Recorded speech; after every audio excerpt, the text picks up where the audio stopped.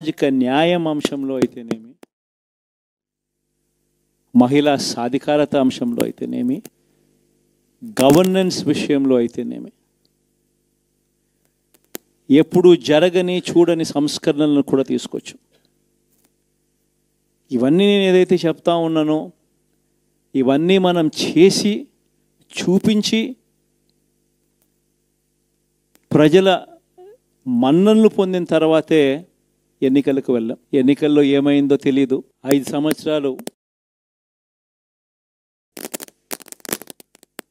కళ్ళు మూసుకుంటే చాలా అయిపోయింది. 5 సంవత్సరాలు మళ్ళీ 2024 నుంచి 2029 కూడా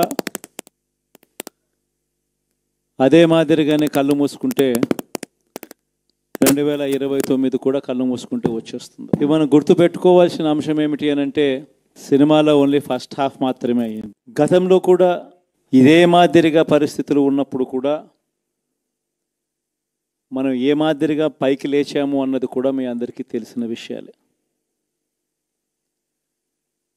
నేను ఒక్కటే మీ అందరికీ చెప్తా ఉన్నా, ప్రజల్లో ఈరోజు మనం చేసిన మంచి ఉంది. ఇంటింటికి మనం చేసిన మంచి ఇంకా బ్రతికే ఉంది. ప్రజల్లో ఈరోజు మనం చేసిన పాలన మీద విశ్వసనీయత అనే పదానికి అర్థం ఈ రోజుకి కూడా ప్రజల్లో ఉంది. గడప గడపకు మనం చేసిన మంచి ఇంకా ప్రజల్లో బతికే ఉంది.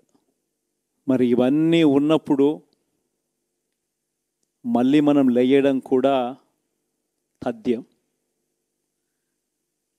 కాకపోతే కొంచెం టైం పడుతుంది. ఆ టైం ఇవ్వాలి. ఆ టైం ఇచ్చినప్పుడు, అది జరిగినప్పుడు, పాపాలు పండినప్పుడు ఖచ్చితంగా మళ్ళీ మనం పైకి లేస్తాం. ఈ విషయం ప్రతి ఒక్కరం కూడా గుర్తుపెట్టుకోవాలి. ఎందుకు ఈ మాట కూడా చెప్తా ఉన్నానంటే రాజకీయాలలో అన్నిటికన్నా ముఖ్యమైన అంశం క్యారెక్టర్, విలువలు, విశ్వసనీయత. ఈ పదాలకు అర్థం తెలిసి ఉండడం రాజకీయాలలో చాలా అవసరం. రాజకీయం అంటే ఎల్లవేళలా అధికారమే కాదు. అధికారంలో లేనప్పుడు కష్టాలు ఖచ్చితంగా వస్తాయి. కానీ ఖచ్చితంగా కష్టాలు వచ్చినప్పుడు మనం ఖచ్చితంగా ఏ రకంగా రియాక్ట్ అవుతామన్నది మన చేతుల్లో ఉంది.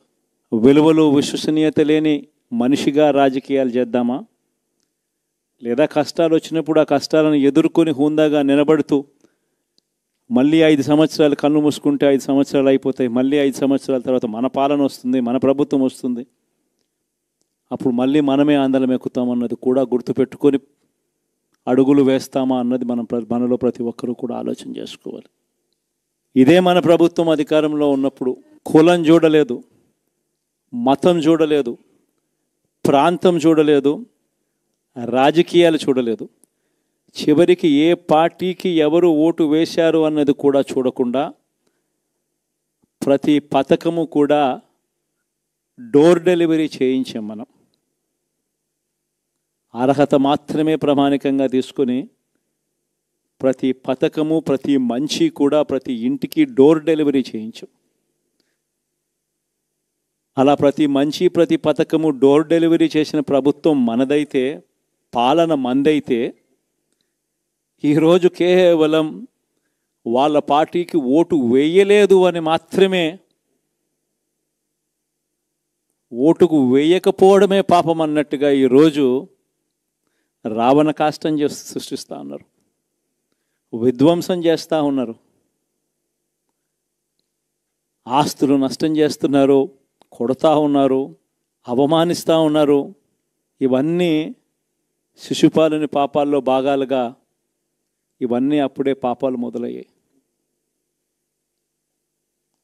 ఒకవైపున మనమేమో మనకు ఓటు వేయకపోయినా కానీ ఏ రోజు కూడా డిస్క్రిమినేషన్ చూడలేదు.